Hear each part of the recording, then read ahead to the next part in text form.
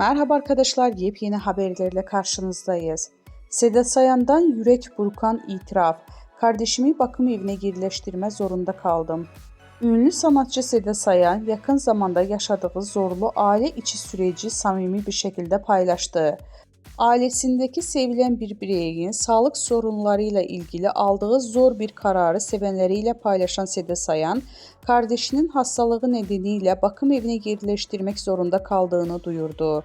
Bu açıklama onu sevenleri ve sosyal medya takipçileri tarafından büyük bir üzüntüyle karşılandı.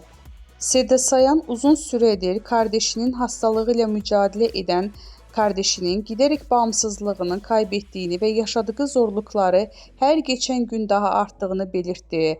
Kardeşinin yaşadığı sağlık problemleri nedeniyle evde bakım yapmanın artık imkansız hale geldiğini anlatan ünlü sanatçı, bu kararı alırken ne kadar zorlandığını ifade etti.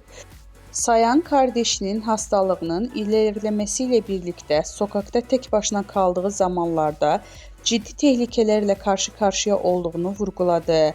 Kendisini